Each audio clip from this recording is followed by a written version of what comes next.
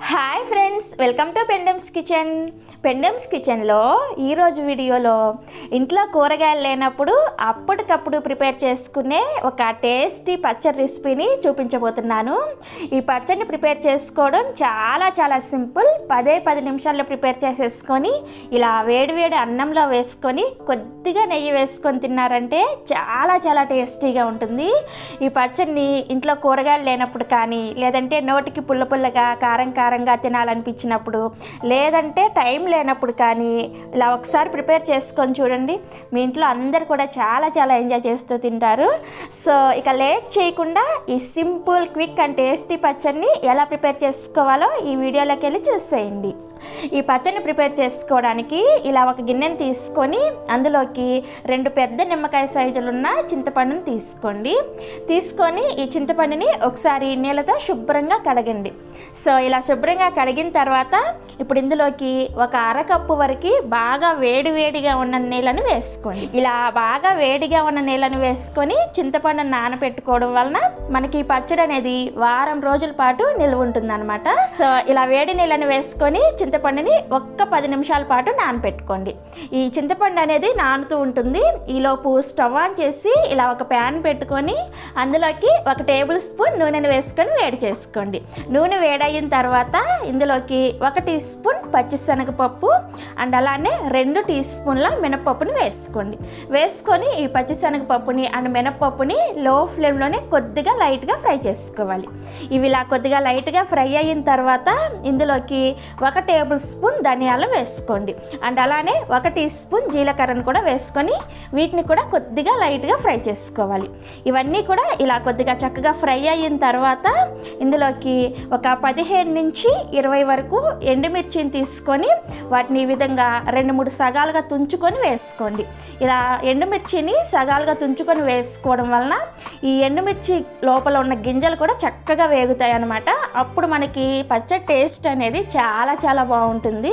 మీరు అదే విధంగా ఎండుమిర్చిని వేసుకున్నారంటే పచ్చడి టేస్ట్ అనేది అంతగా ఏం బాగోదు. సో అందుకని ఈ విధంగా తుంచుకొని వేసుకొని ఈ ఎండుమిర్చిని కూడా జస్ట్ ఒక 2 నిమిషాల పాటు లో ఫ్లేమ్లోనే ఫ్రై చేసుకోవాలి. ఎండుమిర్చిని నల్లగా అయ్యే వరకు వేయించుకోవద్దు, జస్ట్ కొద్దిగా వేయించుకుంటే సరిపోతుంది. సో ఎండుమిర్చి కూడా ఇలా చక్కగా ఫ్రై అయిన తర్వాత ఇప్పుడు ఇందులోకి జస్ట్ 1 టేబుల్ స్పూన్ నువ్వులు వేసుకోండి. ఇలా నువ్వులు వేసుకుంటే పచ్చడి టేస్ట్ అనేది చాలా బాగుంటుంది. ఒకవేళ మీ దగ్గర నువ్వులు కనుక లేకపోతే స్కిప్ చేసేయండి. ఇలా నువ్వులు వేసుకున్న తర్వాత జస్ట్ ఒకసారి అలా కలిపేసుకొని స్టవ్ ఆఫ్ చేసేయండి. ఆ వేడికే నువ్వులు అనేవి చక్కగా వేగిపోతాయి అన్నమాట. సో ఇలా స్టవ్ ఆఫ్ చేసిన తర్వాత ఈ మిశ్రమాన్ని పూర్తిగా చల్లారనివ్వండి. ఈ గ్యాస్ మీద నుంచి తీసేసి పక్కన పెట్టుకోండి, లేదంటే ఆ వేడికి పప్పులన్నీ కూడా మాడిపోతాయి అన్నమాట. సో ఈ మిశ్రమం పూర్తిగా చల్లారిన తర్వాత ఇలా ఒక మిక్సీ జార్ని తీసుకొని అందులోకి పూర్తిగా చల్లారిన ఈ ఎండుమిర్చి అండ్ ధనియాలను వేసుకొని ఫస్ట్ దీన్ని కొద్దిగా మెత్తగా పౌడర్ లాగా గ్రైండ్ చేసుకోవాలి. ఇక నేను మీకు గ్రైండ్ చేసిన తర్వాత చూపిస్తున్నాను, చూసారా? ఇలా ఈ విధంగా గ్రైండ్ చేసుకోండి. ఇలా గ్రైండ్ చేసుకున్న తర్వాత ఇప్పుడు ఈ ప్రాసెస్ అంతా అయిపోయేలోపు మనకి చింతపండు అనేది చక్కగా నానిపోయి ఉంటుంది. ఇప్పుడు ఈ చింతపండుని చేత్తో ఈ విధంగా బాగా మ్యాష్ చేసుకోండి. ఇలా మ్యాష్ చేసుకునేటప్పుడు ఈ మధ్యలో ఈనెలు, పెంకులు అలాగే ఏదైనా గింజలు లాంటివి ఉంటే తీసేసుకొని ఈ చింతపండుని బాగా మ్యాష్ చేసుకోవాలి. ఇలా మ్యాష్ చేసుకున్న చింతపండుని మనం ముందుగా గ్రైండ్ చేసుకున్న ఎండుమిర్చి మిశ్రమంలో వేసేసి ఇందులోనే మీ రుచికి సరిపడా ఉప్పును కూడా వేసుకోండి.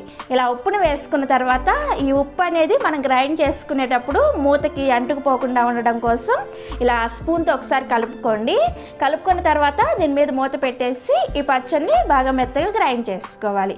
చింతపండు అనేది ఎక్కడా కూడా మనకి తగలకుండా మెత్తగా గ్రైండ్ చేసుకోండి. సో ఇక్కడ నేను మీకు గ్రైండ్ చేసిన తర్వాత చూపిస్తున్నాను, చూసారా?